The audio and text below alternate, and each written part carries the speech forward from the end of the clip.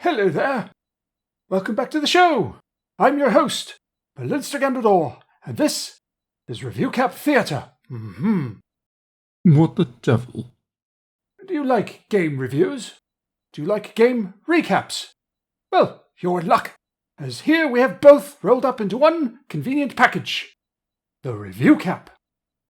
What are you doing, wizard? I'm classing the place up a bit, offering a touch of refinement to our dear subscribers. Well, you do put the ass in class. Your watchers don't want refinement. They want you. Just tell them about the session. Stop trying to reinvent the wheel. 10,000 years has made you a real killjoy, hasn't it? You don't get to be this old by not figuring out what works. Just do what you've been doing. Fine. If you insist. Nobody's allowed to have any fun anymore. Hello, friends! Welcome back to the Old School Essentials campaign, set on the keep on the Borderlands. Roll the opener, imp! Warning, drafting unwilling imps into menial tasks is seed for labor action.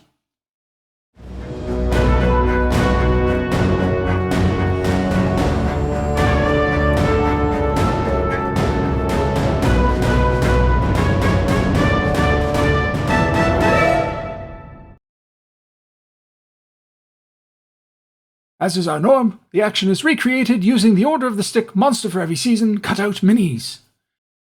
Today's players: Neil is Onion Buns Bumblestump, neutral halfling, level 2. Sean is Namor, neutral elf. Brennan as Zavara, chaotic bard. Vahid as Argus, neutral elf. And familiar face Rick from the Night Below campaign, guesting in again as Bruce, lawful magic user.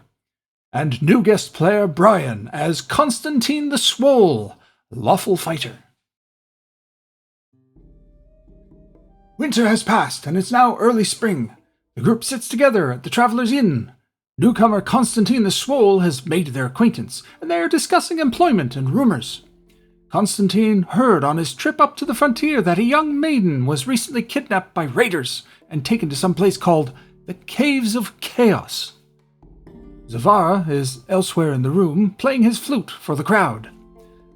The group chats up the bartender for rumors and information, but only the usual tidbits about bandits and raids on caravans, though raids have increased as the snows have melted and weather warms up.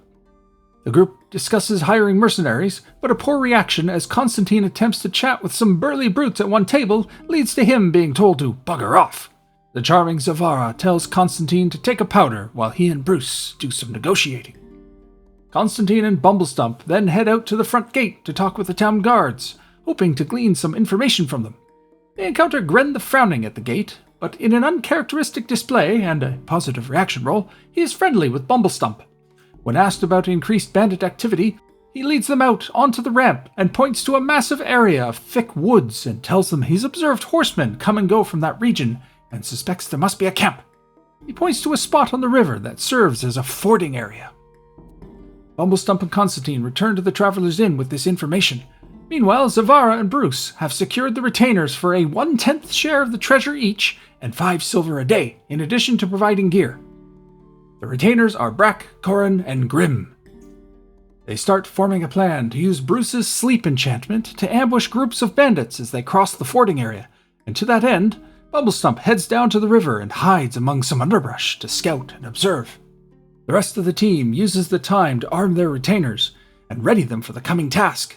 Bumblestump returns at the end of the day, disgruntled as no one appeared. As dusk falls, it occurs to the group to attempt to enter the woods and find the camp to ambush them at night. Gearing up, they head immediately out. The water is quite chilly, and Bumblestump finds himself up to his armpits in frigid water, holding his bow above his head so as not to wet the string. A loud thunk and splash spooks the team, but the elves can see nothing with their infravision. Realizing that fording in the dark was a foolish move, Zavara has the retainers use their spears to check the ground before them to make sure they remain in the shallows. A successful maneuver that sees the group arrive on the other side safely, if a little cold and wet. The sky is clear, affording enough starlight so they're not moving entirely blind, and the elves' infravision able to see anything that comes close. Anything living, that is. They move along the tree line, but have no specific plan. At one point, they think they hear voices, but are unable to suss out direction. Only now do they realize the futility of traipsing through such a vast wood in the dark, hoping to stumble upon the bandit camp. Using their own lights would alert the bandits to their presence. So instead, they decide to wait until morning and set watches. Half the group rests, while the others stand guard. The DM rolls encounter checks, and sure enough, the group lucks out. An encounter is rolled, and it is 2 of the bandits patrolling on horseback.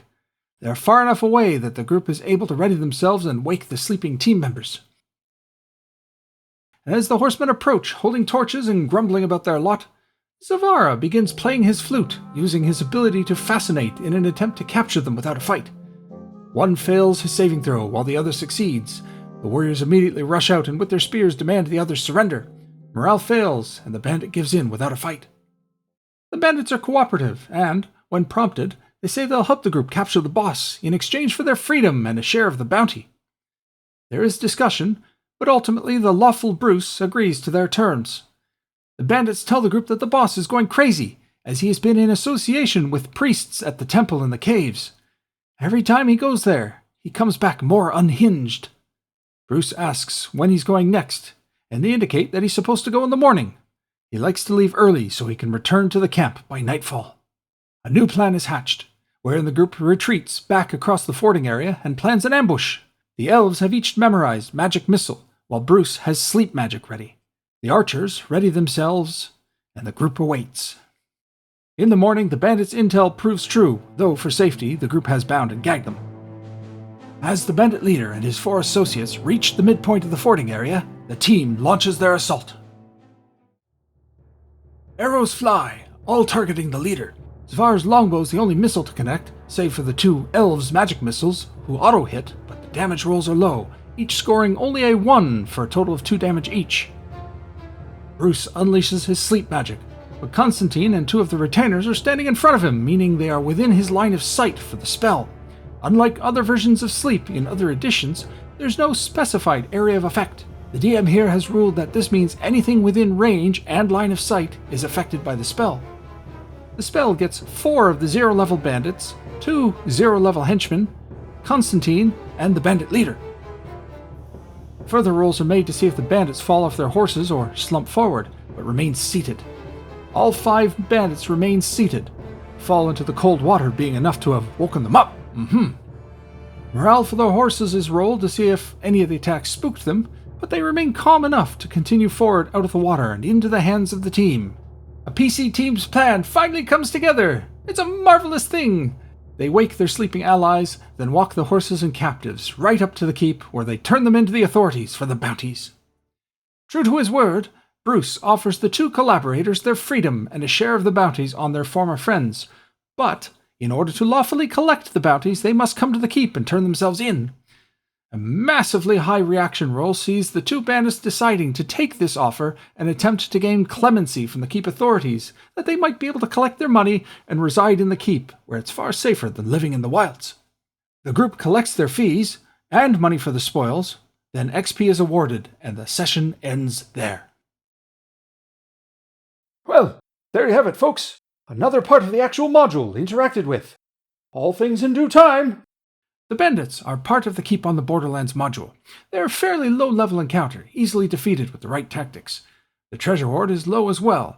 The bandits live in the area around the keep, but until now have only been encountered one other time, during the cockatrice hunt in episode 10, where the party opted to remain hidden and let them ride off.